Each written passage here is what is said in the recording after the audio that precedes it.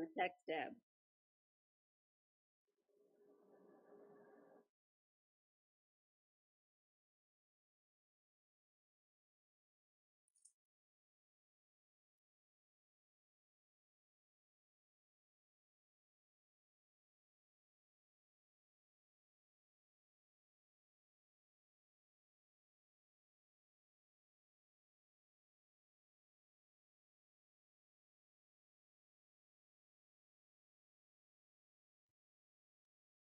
And I hadn't heard back from Parisa whether or not she was going to be able to make it tonight, so I'm not even sure if we're expecting her or not. So once Deb arrives, I think, well, actually, maybe well, no, we should wait for Deb.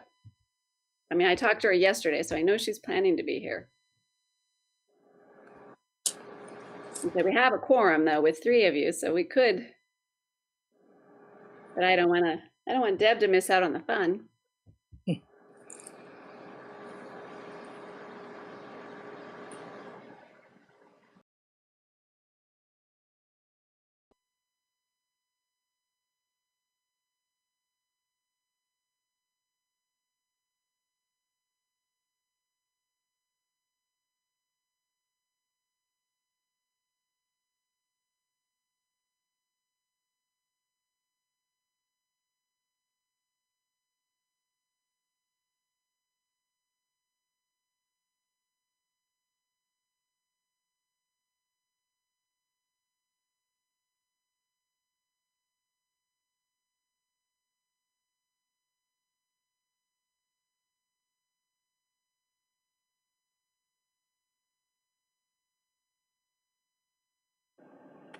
Thank you.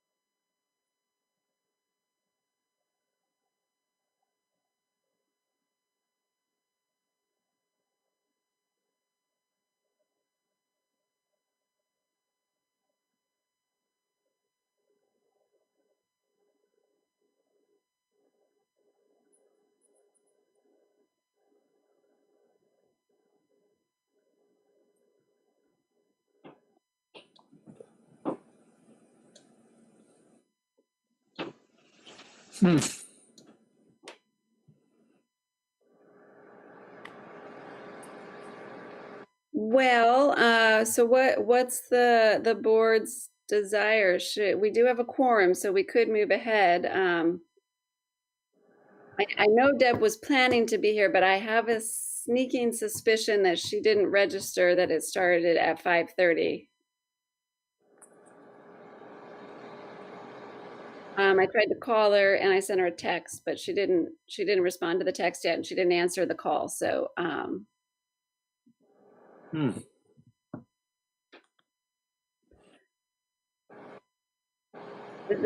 you tell, Maria, is there anybody on the public side that you can tell?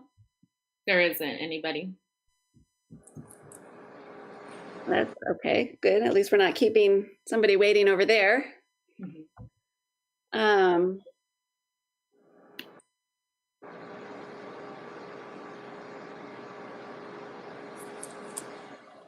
Well, so you want to, I don't know. It's kind of up to you guys to decide if you want to wait for her. I mean, we could potentially be waiting another 20 minutes if we do. My opinion, I think we should go ahead and proceed, assuming she'll join us at 6 o'clock. Okay. We could, I might just suggest if we do that, that Lisa, I believe you would be the acting chair. But I might suggest that we reorder, when we adopt the agenda, potentially we reorder, well, we might reorder the board of directors report in case she had something that, to come up at that point. Okay. So we're going to go ahead and call the meeting to order. Are you ready to do that? Sure. Let's go for it. Let's see. I will call the meeting to order at 5:41. Can someone take roll? I will do that. Deb Willems, not here. Parisa Brown, not here yet. Hank Galena, Here. Jackie Height, Here. Lisa Morales. Here. Great. Okay, number 3, approval of the agenda. I move that we approve the agenda with the moving of number 6A2, I guess to the end, just in the event Deb has something to say. Is that reasonable? Yes, I think so. It's up to the board to. Yeah. Yes, Any second? I second.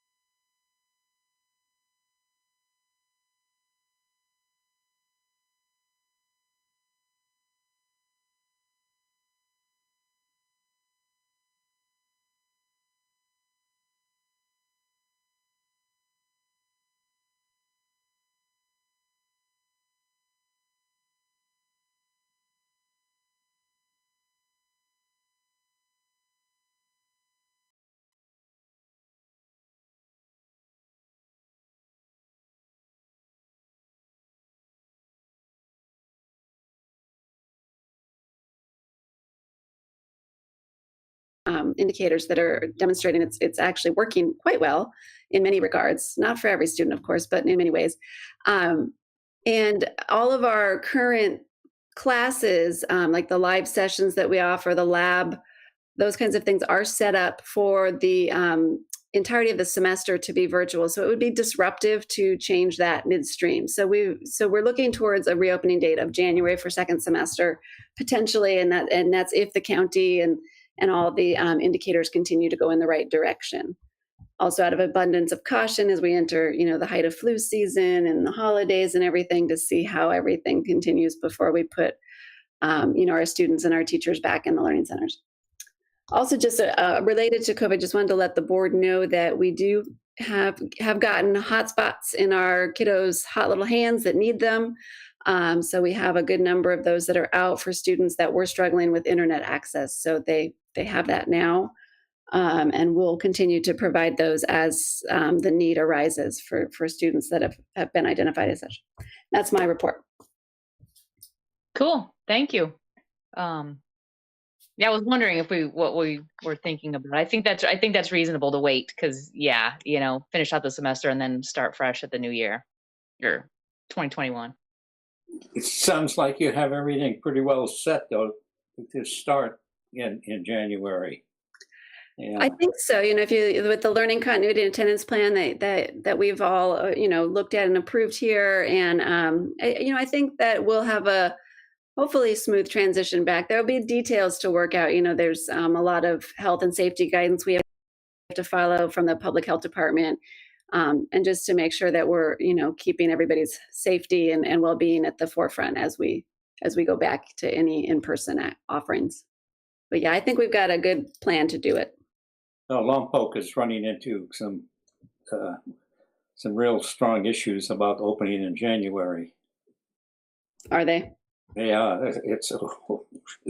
But it sounds like you've got things, you and your staff and everything got pretty much in line and ready to go. I think we'll do it. Yeah, good. Are there any presentations? None. And 6C, any trainings? None tonight. No. Okay, so on to number 7, the approval of the consent agenda, which just is the approval of the meetings from our last meeting on September 22nd, the minutes from September 22nd. Right. I guess I'll move to approve the consent agenda. Any seconds? Second. Thank you. All right, I'll do the roll call vote. Deb Williams absent. Parisa Brown is absent. Hank Galina? I think he's here. Yes, he's here. Yes. Yes. Jackie Height Aye. and Lisa Morales. Aye. All right, motion passes 3. All right. Okay, so number 8, 8A actually, approval of the addendums to the State Board of Education memorandums of understanding for each of the Olive Grove charter schools, Buellton, Lompoc, Orcutt Santa Maria, and Santa Barbara. Yeah, so just a little background on this for you. The Memorandum of Understanding, or the MOU, is an agreement between the authorizer, the State Board of Education, and the charter school, each charter school, that provides guidance and other documentation for their annual site visits, and on matters that are not specifically covered in the charter petition. So, as they say, their fundamental concern is to be reasonably assured on a continuing basis that the school's board of directors, the governance council, and/or the school's administrators are implementing the provisions of the charter petition and providing a rigorous instructional program that ensures the academic achievement of all pupils and all pupil subgroups, that we are all adhering to all federal, state, and local laws and regulations that apply to the school, and that we're operating the school prudently in all respects and providing a sound education pursuant to California's education code. So the original MOU was agreed upon at the outset of the charter petition when the state board approved the charter, and the state board keeps the same MOU in effect from year to year to year until a time arises, as it has now, with an addendum to that MOU, where they would like us to approve this addendum that would be go alongside the current MOU. So I would recommend that we approve it. I have a question there. Sure. A comment on I think it's page 3 of the governing board policies on campus supervision. It says it says supervision of pupils before and after school. Our policy does not state anything about before and after school. It says between the hours of 9 and 4. And also, I didn't see anything that reflects anything regarding visitors entering and leaving the campus. Now, I haven't gotten through all the student policies yet, but the one specifically on supervision does not talk about after hours or before school. Okay, and that might be, and it's something that we should definitely make sure that we have all the pieces that are required that apply to Olive Grove. It may be, and I don't have an answer to that on this at this moment, but it may be that because it's a non-classroom based program, we do have the supervision policy because we have the learning centers, of course, but we may not have specific provisions for before and after school because there is no defined school day for the students. Okay. So the centers are open from 9 to 4, basically, but there is no predefined school day. Mm-hmm. But if I might suggest, what we can do is make a note of that and make sure that we'll look at that campus supervision policy, make sure it has all the provisions that they require that also apply to our program. Yeah, and again, I've seen nothing about visitors. I don't know if you have visitors, what they're supposed to do, but. Yeah, there is a visitor protocol. Well, there's certainly one now with the COVID. We've put one into place for anybody that's going to the Learning Center, but there is a procedure. I am pretty confident that I don't have it at my fingertips, but for when parents would come to the center or that kind of a visitor. We do have a volunteer handbook. If we have a volunteer coming to the center, we have a whole handbook for that. Right. So if you're comfortable with it, we could approve the MOU addendum as is, and then you could direct me to make sure that campus supervision and the visitor policies are all up to speed and in compliance. That's fine with me.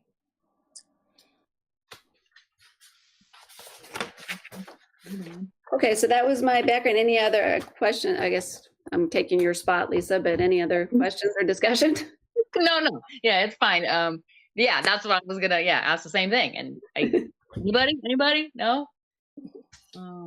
Okay, I don't think we've moved yet. I will move to approve the addendums to the State Board of Education memorandums of understanding for all of the Olive Grove charter schools, Buellton, Lompoc, Orca Santa Maria, and Santa Barbara, items 8A, 1 through 4. Anybody second? Second. Okay, so let's say I didn't hear who said it first. Hank, you said it first? I said, Okay, second. So second. All right, so we know Deb is absent, Priest is absent. Hank yes. and Jackie, your vote? Aye. Lisa? Aye. Okay. Sorry, was I confusing there? I apologize. Oh, no. Okay, so now we're on 8B, the approval of the compliance monitoring and certifications of governing board compliance for each of the Olive Grove schools, which are the SBE annual assurances for Buellton, Lompoc, Orca Santa Maria, and Santa Barbara.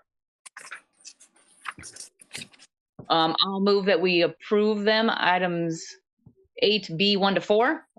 Any comments or discussion? I have a couple more comments. Do you want me to give my little background real fast, just so I have that officially on the table here? With these, well, hold on one second, Deb. Oh, Deb's on. Hi. Hi, Deb. So Deb joined at 5:53. Let me make a note here. So we've got all kinds of exciting things going on. I'm taking minutes, Deb. Summer's out, so I'm making them note. And we started without you, but we moved the board director, the board report to the end in the event you had something you wish to report on. But we are on item, we've already approved the MOU addendums, and we are on item 8B. I just started the discussion on the approval of the compliance monitoring. So I'm just going to launch into my background on the compliance monitoring. I will say that this one was a little bit of a rush job to get on the agenda, and I apologize for that because I was told that these were due that the MOU addendums are due the 19th of October, and that still holds. I was told that these, what they call their shortcut annual assurances, were due on October 20th. And as of the beginning of this week, they still hadn't sent them out. But because we had been able to schedule this board meeting in plenty of time, I'd let my CDE contact know, that the California Department of Ed contact that I work with regularly as a representative sort of the state board as our authorizer, that we had,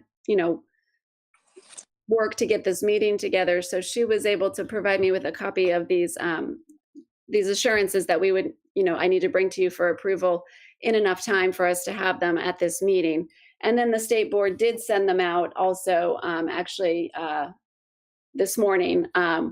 So just so you understand what they are, from the state board's point of view, this certification is intended to serve as a formal acknowledgement from charter school governing boards of their review and appropriate due diligence in these key areas as part of their own organizational oversight function.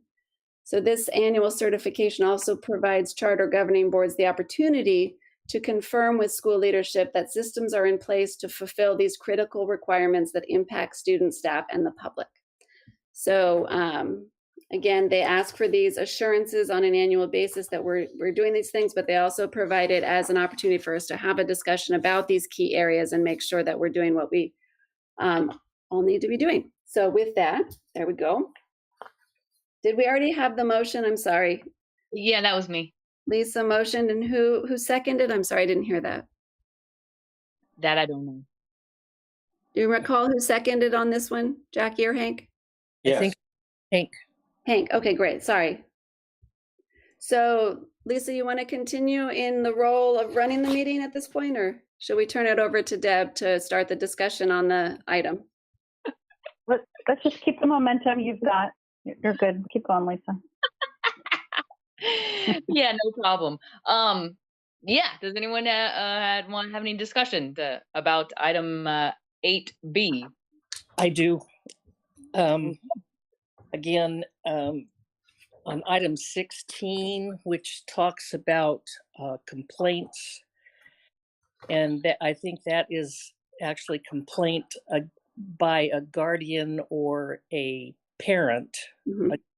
School, and it calls out a specific form, and again, I haven't seen that form or anything that addresses parent complaints. So Okay. I don't. Yeah, so I can address this one for sure. I definitely know the answer to this one. That form is posted to our website, and it has been, as is required. It is under the I just looked it up just to double check again earlier today. It's under governance and then compliance. There's something called charter complaint form, which serves that purpose. And it is the form that the CDE has provided as the template to do that. The other place where this is addressed is when our student, we implemented over the summer the process where, because the requirement is when somebody inquires about or expresses interest in enrolling in the programs, we are obligated to provide them with a copy of this form, or to at least mention it or point it to on the website. But we're obligated to provide them a copy. So what we switched to doing over the summer with our enrollment process is when a family clicks to begin the process to complete our enrollment our paperwork, they actually, what they do first is submit what's called an interest form on through our website. And as part of that interest form, it provides them with that complaint information as well. Okay, thank you. Anything else?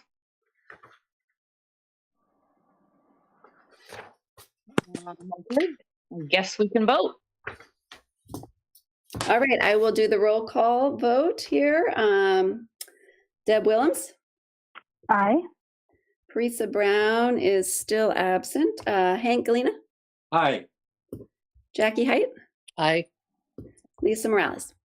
Aye. All right, motion passes. Okay, cool. Should we go back to item 6A2? Deb, you have anything to report? Hi.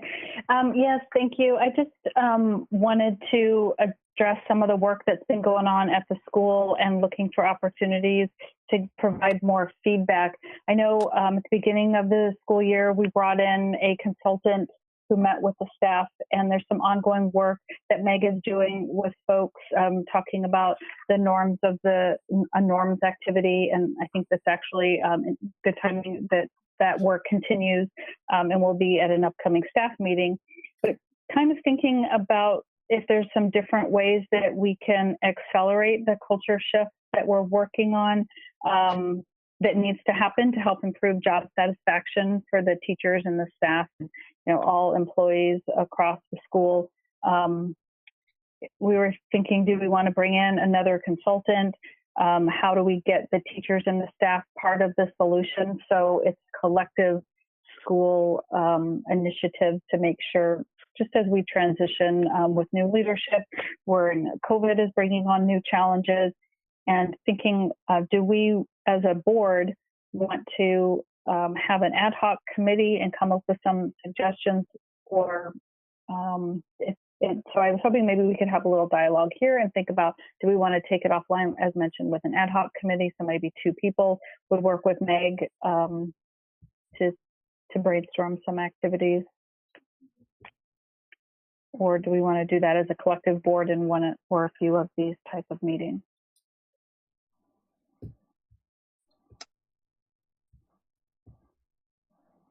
Does anyone have any thoughts? I know we've seen some feedback from folks at different times, either at this meeting or some emails where some of the employees have provided us some feedback. And so just trying to get your thoughts on how we might want to proceed as a board. I have a question. We're talking about, okay, and correct me if I'm off base here. We're talking about developing a culture, a kind of a culture that Olive Grove is. To get this culture thing going, do we have Olive Grove goals? Well, as board members, if we're not certain, or if anybody has a question, I think that's a great point that we should be reviewing those. Because if anyone on the board isn't familiar with what they are, then that's certainly a gap that we should fill.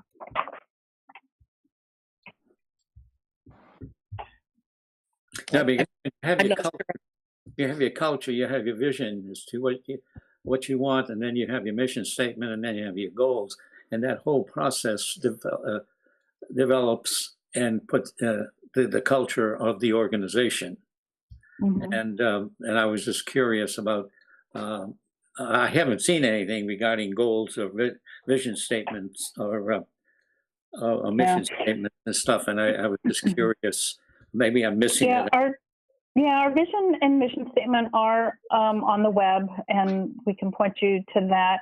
The goals we have established, and I think Meg's actually talked about them at some of her reports, they're kind of in flux right now, especially with our budget situation, the COVID situation. Some of our goals revolved around expanding, more students, more teachers, more activities. And so obviously with the budget cut, some of that growth has been stifled. So we've kind of halted some of the growth goals. And right now I feel like our goals are kind of surrounded around, establishing, kind of planting ourselves a little bit more where we're at and getting through this, the COVID situation. But Meg, feel free to jump in if I missed anything, or Lisa, anybody. Goals have to deal with, there is a metric situation with goals. It's a very simple formula, is from X to Y by when. And sometimes goals saying, well, we want to do this, but there is no metric and what we're talking about. Yeah, we have them. But our goals are metric based, and it does say, this much growth by this time. We do. Okay. Yes, but they're kind of outdated, if you will, with the budget cut. They don't, it's hard to have growth of school and improvement in grades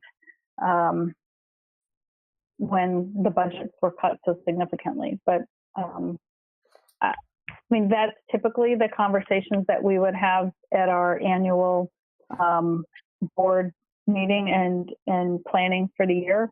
And so we're planning on doing that now that we've got new board members and growing. So yeah, we do need to dust that off. Okay. I would just point out, not to interrupt, but an even more handy place to see the mission and the vision and purpose is there at the bottom of the agenda, the board meeting agenda. So they're kind of they're not buried, but I mean they're sort of down in the small print on the bottom. But I do include those on every board meeting agenda. So they're right, they are there, the mission and vision and purpose, but not the goals.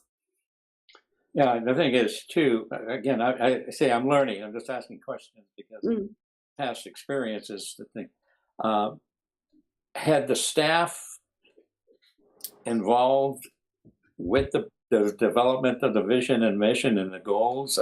There was the representation of the staff, and do they know what the goals are and what the mission are and what the vision is? Because I'm just curious as to how maybe this isn't the time to talk about that. Okay, I think at the time that the vision and mission were established, the staff at the school was part of that conversation, but there has been a lot of growth and change at the school. So the current staff may not have been a part of that conversation and development. And so that's where that kind of leads back to the question that I was kind of posing as is now a good time to revisit all of that and write all of these things. I'd like to flesh out with an ad hoc committee, look at what do we need to do, and the best way, I think you're kind of alluding to the same thing, Hank, the best way to get buy-in and is to get the involvement and set up a way for people, a cross-pollination of our staff to be part of the establishment of the vision and the mission and to help move forward. Well, I would like to be on the ad hoc committee if it's okay. Yeah.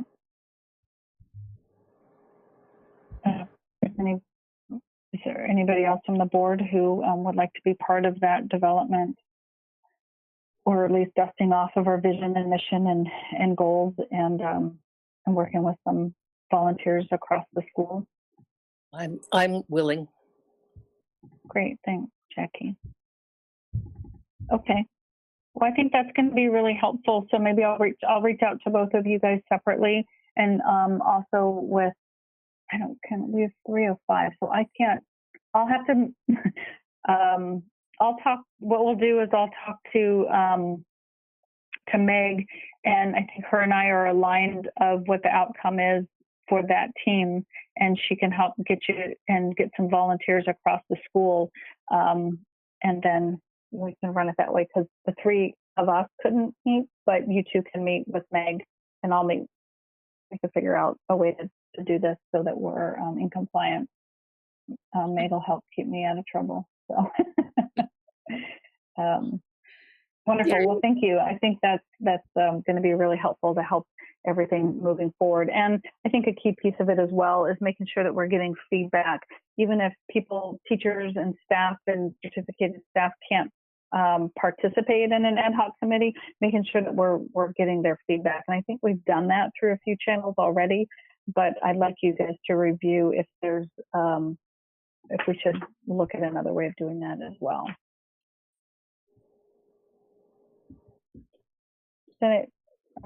Anything else, Meg? Did I miss it? Or do you have any questions?